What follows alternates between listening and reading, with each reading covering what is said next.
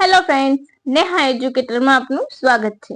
આજે હું તમારા માટે લઈને આવી છું 3 જાન્યુઆરીના મહત્વના કરંટ અફેર્સ, જે તમારી આવનારી પરીક્ષામાં તમને ખૂબ ઉપયોગી થશે અને તમારો 1 માર્ક આપવામાં મદદ કરશે. સાથે બજેટના પ્રશ્નો. રાઈટ, હાલ જે બજેટ જાહેર થયું છે એના ક્વેશ્ચન કેવી રીતે આવી શકે છે તેની ડિટેલ્સ. તો ચાલો હવે બિલકુલ પણ ટાઈમ બગાડ્યા વગર શરૂ કરીશું. પણ હા, એ પહેલા એક રિક્વેસ્ટ કે મારો પૂરો વિડીયો પૂરો જોજો, આખો જોજો. રાઈટ, શરૂઆતથી લઈને અંત સુધી જોજો, જેથી તમને બજેટ અંગેની પણ માહિતી મળી રહે. અને હા, લાઈક શેર જરૂરથી કરજો. એક લાઈક બટન દબાવજો અને એક શેરનું બટન દબાવજો. તમને આ વિડીયોની આખી પીડીએફ નીચે ડિસ્ક્રિપ્શન બોક્સમાં મળી રહેશે અને નીચે મારું ટ્વિટર આઈડી પણ આપ્યું છે, તો ત્યાં જઈને તમે મને ફોલો કરી શકો છો. ચાલો હવે શરૂ કરીશું.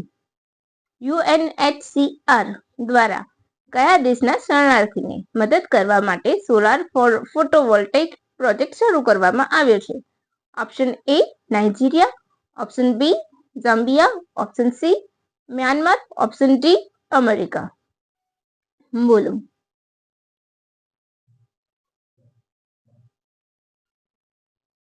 તમે પહેલા એક આન્સર વિચારો અને પછી વિચારીને મારા આન્સર સાથે તમે સરખામણી કરજો, જેથી કરીને તમારું જીકે કરંટ અફેર પાકું થશે. રાઈટ, તો ચાલો, એક વખત અહીં ખોટું પડશે અને પછી તમે રાઈટ કરશો ને તો તમારું એક્ઝામ વખતે ખોટું નહીં પડે. તો અહીં આપણો જવાબ આવશે ઓપ્શન બી ઝામ્બિયા. શું આવશે? Option B Zambia. તો આ પ્રોજેક્ટથી મહેબા અને માનાપતલા શરણાર્થીઓને લાભ મળશે. તો તમને કદાચ સીધું એમ પણ પૂછી શકે કે મહેબા શરણાર્થીઓ ક્યાં રહે છે, અથવા તો માનાતપલા શરણાર્થીઓ ક્યાં રહે છે. ક્વેશ્ચન તમને આ રીતના પણ ટ્વિસ્ટ કરીને પૂછી શકે છે. રાઈટ, અને UNHCR એનું પૂરું નામ તો United Nations High Commissioner for Refugee. 1950 એટલે કે બીજા વિશ્વયુદ્ધ પછી એની સ્થાપના થઈ હતી. મુખ્ય મથક જીનીવા. એના હેડ છે ફિલિપ ગ્રેન્ડી. રાઈટ, તો કેટલા બધા પોઈન્ટ ક્લિયર થઈ ગયા. UNHCR વિશે માહિતી મળી ગઈ તમને, ક્યારે સ્થાપના થઈ હતી. બીજા વિશ્વયુદ્ધ દરમિયાન જે યુદ્ધ કેદીઓ પકડાયા હતા, રેફ્યુજીસ હતા, શરણાર્થીઓ, એમના માટે શરૂ કરવામાં આવ્યું હતું, એમના હકો માટે. રાઈટ, આપણા રેફ્યુજીસ કયા છે તમને ખબર છે? ભારતમાં મ્યાનમાર થી હતા રોહિંગ્યા, તો એનો મુદ્દો પણ લઈ જવાનો વિચારણા છે. રાઈટ, એ પણ ચાલી રહ્યો છે મુદ્દો. તો શરણાર્થીઓ તમને એમ પૂછે કે મહેબા શરણાર્થીઓ ક્યાં હોય છે, જોવા રહે છે? તો ઝામ્બિયા. માનતપરા શરણાર્થીઓ ક્યાં રહે છે? તો ઝામ્બિયા. ક્લિયર? તમારો એક ક્વેશ્ચન ક્લિયર થઈ ગયો.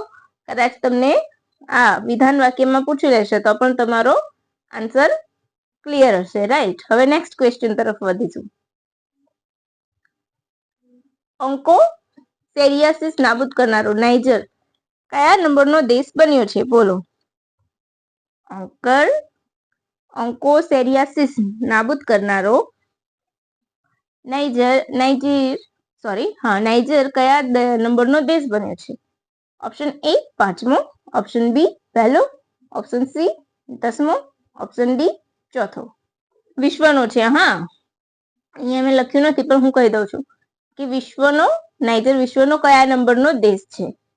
રાઈટ, તો અહીં આપણો જવાબ આવશે ઓપ્શન બી. શું આવશે આપણો જવાબ? Option A 5. સોરી, હા, 10 થઈ ગયું. ઓપ્શન બી પહેલો તો છે કોલંબિયા.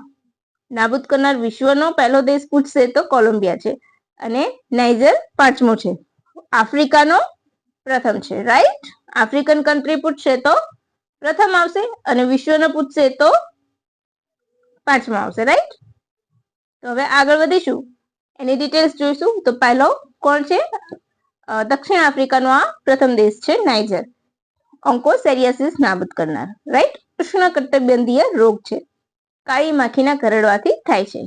રિવર બ્લાઇન્ડનેસ તેનું બીજું નામ છે, એટલે કે આ રિવરની નદી કિનારે રહેતી માખી હોય છે એના માટે. બરાબર, સૌથી પહેલો દેશ કોલંબિયા હતો, ત્યારબાદ ઇક્વાડોર, પછી મેક્સિકો, ગ્વાટેમાલા અને પાંચમો નાઇજર. મે બી તમને ક્રમ પણ પૂછી શકે છે જીપીએસસી. ક્લાસ 1-2 માં થોડુંક લેવલ હાઈ હોય છે, તો તમને ક્લાસ 1-2 માં ક્રમ પૂછી લે તો એનો ક્રમ યાદ રાખવાનો, ઉપરથી નીચે, નીચેથી ઉપર, રાઈટ. આ શેને ઇન્ફેક્ટ કરે છે આ રોગ? તો આંખ અને ચામડીને ઇન્ફેક્ટ કરતો રોગ છે. હવે નેક્સ્ટ ક્વેશ્ચન તરફ વધીશું. 2025-26 ના બજેટની શરૂઆત કઈ ભાષાના કવિના વાક્ય દ્વારા કરવામાં આવી? એટલે કે આપણા ફાઇનાન્સ મિનિસ્ટર દ્વારા કયા ભાષાના કવિનું વાક્ય બોલવામાં આવ્યું હતું ને પછી એમણે બજેટ શરૂ કર્યું હતું, રાઈટ? નિર્મલા સીતારામન. તમને ખબર છે સતત 8મી વખત, એટલે સતત 8 વખત બજેટ રજૂ કર્યું છે, એટલે કે સળંગ. પણ હજુ પણ સૌથી વધુ વાર બજેટ રજૂ કરવાનો રેકોર્ડ કોના નામે છે? તો મોરારજી દેસાઈના નામે છે, રાઈટ? એ તમે ક્લિયર રાખજો. કદાચ સતત 8મી વખત પૂછશે તો એક સળંગ, રાઈટ? સળંગ પૂછે તો નિર્મલા સીતારામન, અને સૌથી વધુ વાર પૂછે તો મોરારજી દેસાઈ. કદાચ તમને વિધાન વાક્યમાં એમ પણ પૂછી લે કે નીચેના વાક્ય અંગે વિચાર કરો, તો બજેટ, બંધારણ મુજબ બજેટ રજૂ કરનાર, સતત 8 વખત રજૂ કરનાર વ્યક્તિ નિર્મલાબેન સીતારામન છે, રાઈટ? અને સૌથી વધુ વખત બજેટ રજૂ કરનાર મોરારજી દેસાઈ છે. પછી ઓપ્શનમાં આપી દે 1 અને 2 બંને સાચા છે, બંને ખોટા છે, એક સાચું છે, બીજું સાચું છે, રાઈટ? તો તમારો ક્લિયર થઈ ગયો જવાબ કે આ પ્રશ્ન તમને ગમે તેમ તોડી મરડીને પૂછશે તો પણ તમને આવડશે. હવે આપણે અહીંયા જોઈશું. Option A Tamil, option B Marathi, option C Bengali, option D Telugu. તો અહીં આપણો જવાબ આવશે ઓપ્શન ડી તેલુગુ, રાઈટ? શું આવશે આપણો જવાબ? તેલુગુ. અપ્પા રાવ છે કવિ, એ મેં લખ્યું નથી, હું તમને પીડીએફમાં લખી દઈશ કે કયા કવિ છે. કદાચ તમને એમ પણ પૂછી લે કે આ વાક્ય કયા કવિ દ્વારા બોલવામાં આવ્યું છે. વાક્ય તો મેં લખ્યું છે, દેશનો અર્થ માત્ર માટી નથી પરંતુ ત્યાં રહેતા લોકોથી છે, ત્યાં વસતા લોકોથી છે. આ વાક્ય કયા જાણીતા કવિનું છે? તો અપ્પા રાવ, રાઈટ? ગુરજાદા અપ્પા રાવનું આ વાક્ય છે. તો હું તમને પીડીએફમાં એ એડ કરીને આપી દઈશ, જેથી કરીને તમારે કોઈ ઇસ્યુ ના આવે. બજેટ કયા આર્ટિકલ હેઠળ રજૂ કરવામાં આવે છે? તો આર્ટિકલ 112 હેઠળ, રાઈટ? અને બજેટ નામથી રજૂ નથી કરવામાં આવતું. તમે મને કમેન્ટ કરીને કહેજો કે શું શબ્દ વાપરવામાં આવે છે. આઈ થિંક તમને એટલું તો ખ્યાલ જ હશે, રાઈટ? હવે આ વર્ષના બજેટની થીમ શું હતી? બોલો. આ વર્ષ જે બજેટ રજૂ કર્યું નિર્મલા સીતારામને, અચ્છા, બજેટ કોના વતી રજૂ કરે છે? તો રાષ્ટ્રપતિ વતી ફાઇનાન્સ મિનિસ્ટર રજૂ કરે છે, રાઈટ? આ બજેટની થીમ શું હતી? તો ડિજિટલ ઇન્ડિયા, ડેવલપ ઇન્ડિયા, સબકા વિકાસ, સબકા સાથ. બોલો, તમને ખ્યાલ છે? ઓકે, તો અહીં આપણો જવાબ આવશે ઓપ્શન ડી, સબકા સાથ, રાઈટ? સબકા સાથ. અરે સોરી, સબકા સાથ નહીં, સબકા વિકાસ. Sorry, my mistake friends. સબકા વિકાસ એટલે કે બધાનો વિકાસ કરીને ચાલવું. 2047 સુધીમાં દેશને ડેવલપ કરવાનો એજન્ડા છે, રાઈટ? આ થીમના મુખ્ય સિદ્ધાંતો, એના આ જે સબકા વિકાસ છે એના સિદ્ધાંતો પણ રજૂ કર્યા છે. તો 0 ગરીબી, ગુણવત્તાયુક્ત અને સસ્તી આરોગ્ય સેવા પૂરી પાડવી, આર્થિક પ્રવૃત્તિમાં મહિલાઓનું યોગદાન વધુ મજબૂત બનાવવું, સારું શિક્ષણ પૂરું પાડવું, રાઈટ? રોજગાર, શ્રમ અને સ્કિલ અર્થપૂર્ણ અને મજબૂત બનાવવી, ખેડૂતોનો વિકાસ કરવો જેવા 7 સિદ્ધાંતો અપનાવવામાં આવ્યા છે, જે 2047 ભારતને દર્શાવે છે, રાઈટ? મુખ્ય સિદ્ધાંતો યાદ રાખી લેજો. કેટલા છે? 7 સિદ્ધાંતો. ફરીથી, 0 ગરીબી, આર્થિક પ્રવૃત્તિમાં મહિલાઓનું યોગદાન મજબૂત કરવું, સસ્તી અને ગુણવત્તાયુક્ત આરોગ્ય સેવા પૂરી પાડવી, સસ્તું અને સારું શિક્ષણ પૂરું પાડવું, રોજગાર, શ્રમ, સ્કિલ ડેવલપ કરવી, ખેડૂતોનો વિકાસ કરવો, રાઈટ? આ એના મુખ્ય 7 સિદ્ધાંતો છે. તો ક્લિયર થઈ ગયું? અને આ ક્વેશ્ચન માંથી તમારા હું લખીને આપું છું કે તમારું આવશે અને આવશે જ. પછી બજેટમાં કઈ કઈ ચર્ચા કરવામાં આવી હતી? એક નવી યોજના લોન્ચ કરવામાં આવી છે. કઈ? પ્રધાનમંત્રી ધન ધાન્ય કૃષિ યોજના. કઈ? પ્રધાનમંત્રી ધન ધાન્ય કૃષિ યોજના, 100 જિલ્લાને આવરી લેશે. એમાં કઠોળના પાકને મહત્વ આપવામાં આવ્યું છે. કયા 3 કઠોળ? તુવેર, મસૂર, અડદ. યાદ રાખજો, તુવેર, મસૂર, અડદ. ફરીથી રિપીટ કરું છું, તુવેર, મસૂર અને અડદ એ કઠોળ ઉપર મુખ્યત્વે વધારે ભાર આપવામાં આવ્યો છે.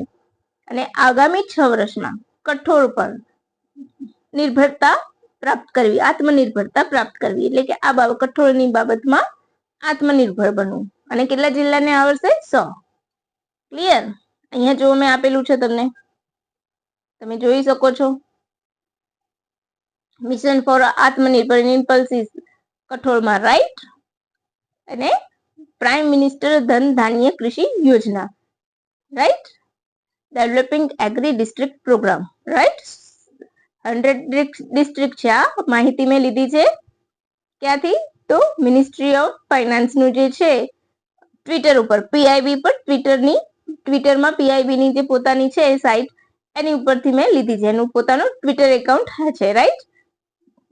તો મેં એ માહિતી એટલે તમે અહીંયા પ્રૂફ પણ જોઈ શકો છો કે મેં જે લખાયું છે તમને એ એકદમ પરફેક્ટ છે, રાઈટ.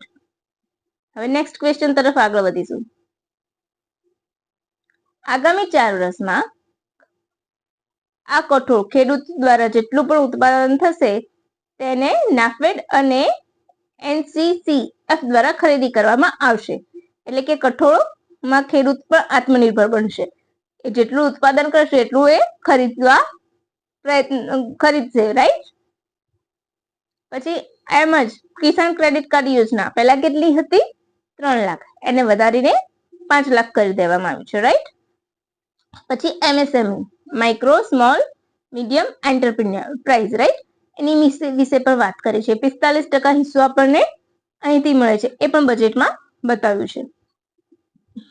MSME ને મજબૂત બનાવવા 5 લાખ મહિલાઓને તેમજ SC/ST સમુદાય કે જે ઉદ્યોગ સાહસિક થવા ઈચ્છે છે, એટલે કે પોતાનો ઉદ્યોગ કરવા ઈચ્છે છે, તો તેવા લોકોને આગામી 5 વર્ષ સુધી 2 કરોડ રૂપિયા પૂરા પાડવા પ્રયત્નશીલ બનવું, એ પણ એનો મુખ્ય એજન્ડા છે MSME નો, રાઈટ. પછી આ જુઓ અહીંયા માહિતી છે.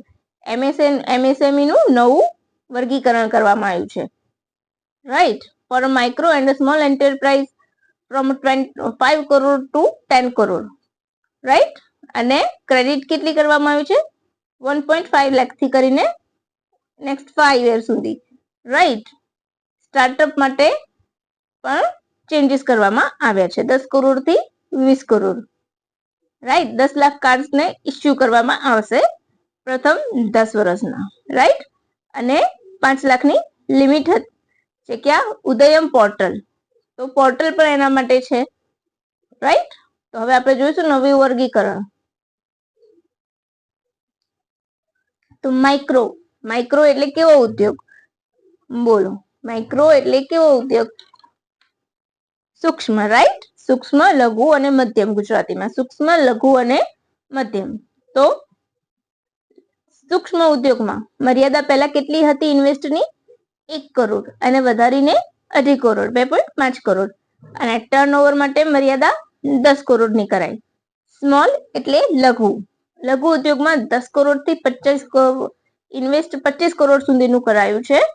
અને ટર્નઓવર 50 થી 100 કરોડનું કરાયું છે.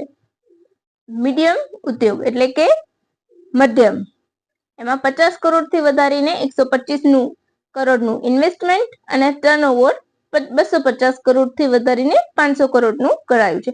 અને ફ્રેન્ડ્સ, આ આંકડા તમે યાદ રાખજો. જીપીએસસી ની કોઈ પણ પરીક્ષા હશે ને તો આ આંકડા સાથે બહુ જ રમત રમે છે, રાઈટ. આંકડા તમે યાદ રાખીને દિમાગમાં ફિટ કરી દેજો કે આમાંથી તમને MSME ના વર્ગીકરણ વિશે નીચેનું કયું વાક્ય સાચું છે. નીચેના વિધાનોમાંથી તપાસ કરીને કહો કે કયું સાચું છે અથવા કયું સાચું નથી. એ તમને કન્ફ્યુઝ કરશે અને કરશે જ. અને જીપીએસસી ની પરીક્ષામાં 100% આ 7 સ્ટાર ક્વેશ્ચન છે, કારણ કે અત્યાર સુધી મોટા ભાગે MSME ને લગતો કોઈનો કોઈ ક્વેશ્ચન તો હોય છે જ. તો તમે આ એક વખત આ વર્ગીકરણ પ્લીઝ ફ્રેન્ડ્સ લખી રાખજો. જો અહીંયા આપ્યું છે making easier to MSME to get a loans. તો મેં તમને પ્રૂફ પણ આપેલું છે, રાઈટ, કે તમારે કોઈ ઇસ્યુ આવશે નહીં એનું પ્રૂફ હશે તો, રાઈટ. પછી તેમજ કિસાનો માટે હજુ આપણે એગ્રીની જ વાત કરી રહ્યા છીએ, તો બિહારમાં મખાના બોર્ડની સ્થાપના કરવામાં આવશે, રાઈટ. એનાથી શું થશે? તો સારી ગુણવત્તાયુક્ત ઉત્પાદન થશે અને માર્કેટિંગનો લાભ ખેડૂતોને પણ મળશે.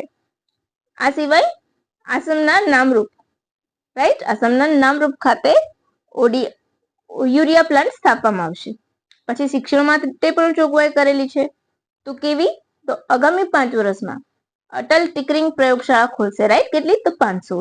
કદાચ સીધું પૂછે કે કેટલી શાળા ખોલવાનો ઉદ્દેશ છે, તો લગભગ 500. તેમજ AI એટલે કે આર્ટિફિશિયલ ઇન્ટેલિજન્સ માટે નવા કેન્દ્રો સ્થાપવાનો ઉદ્દેશ છે. તેમજ ભારતીય ભાષા પુસ્તક યોજના શરૂ કરશે. તો સીધું તમને પૂછે કે ભારતીય ભાષા પુસ્તક યોજના નો હેતુ નીચેનામાંથી કયો છે? તો એનો હેતુ શું છે? ભારતીય ભાષાના પુસ્તકો ડિજિટલ રૂપે સરળતાથી મળી રહે એ માટે શરૂ કરવામાં આવશે. એક મેઇન પોઈન્ટ છે અને એ સીધો એક વન લાઇનરમાં તમને પૂછી શકે છે, રાઈટ. પછી જળ જીવન મિશનની મુદત વધારીને 2028 સુધી કરવામાં આવી. આ સિવાય મેરીટાઈમ બોર્ડની સ્થાપના કરવામાં આવશે. એ સિવાય 75,000 થી વધુ મેડિકલ સીટ 5 વર્ષમાં ઊભી કરાશે. TDS ની ફાઇલ મર્યાદા વધારીને 4 વર્ષ કરાય. તો વીમા ક્ષેત્રે FDI વધારીને 100% કરવાનો પ્રસ્તાવ. FDI એટલે ફોરેન ડાયરેક્ટ ઇન્વેસ્ટમેન્ટ, રાઈટ. પછી શહેરોના વિકાસ માટે અર્બન ચેલેન્જ ફંડ સ્થાપશે. તો કેટલી મજા આવી ગઈ ને ફ્રેન્ડ્સ? મજા આવતી હોય ને તો પ્લીઝ ફ્રેન્ડ્સ લાઈક કરજો, એક થંબ દબાઈ દેજો. અચ્છા ચલો, હવે ભારતમાં કુલ કેટલી વેટલેન્ડ સાઇટ છે, એટલે કે રામસર સાઇટ, રાઈટ. વેટલેન્ડ નું ગુજરાતી થશે Ramsar. Option A 89, option B 80, option C 85, option D 4, right. બોલો.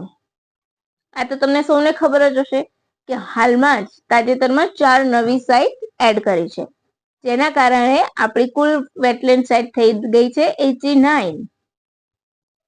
તો કઈ કઈ સાઇટ જાહેર થઈ ગઈ છે? તો તમિલનાડુમાં સક્કરકોટઈ પક્ષી અભયારણ્ય અને થેરથગલ પક્ષી અભયારણ્ય. તમિલનાડુમાં આ વર્ષે 2 સાઇટ જાહેર કરી છે, રાઈટ. વેટલેન્ડ કઈ? તો સક્કરકોટઈ પક્ષી અભયારણ્ય અને થેરથગલ પક્ષી અભયારણ્ય. એ સિવાય સિક્કિમની એચોલપટ્ટી પક્ષી અભયારણ્ય અને ઝારખંડનું ઉધના ઝીલ, રાઈટ. તો તમે એ પણ યાદ રાખજો, સિક્કિમ અને ઝારખંડની આ પ્રથમ વેટલેન્ડ સાઇટ છે, રાઈટ. તમિલનાડુ આજે આવ્યો ડેટા, એના પછી હજુ પણ તમિલનાડુ સૌથી વધુ વેટલેન્ડ સાઇટ ધરાવે છે. કેટલી? તો 20. આપણા ગુજરાતમાં કેટલી છે?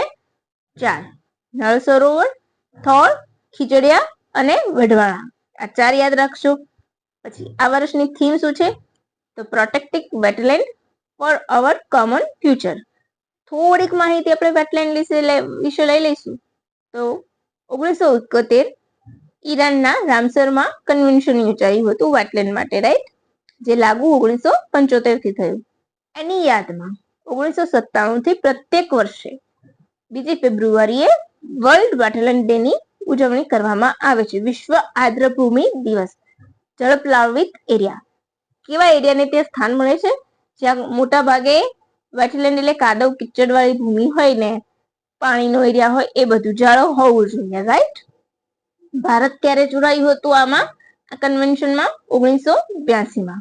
ક્લિયર?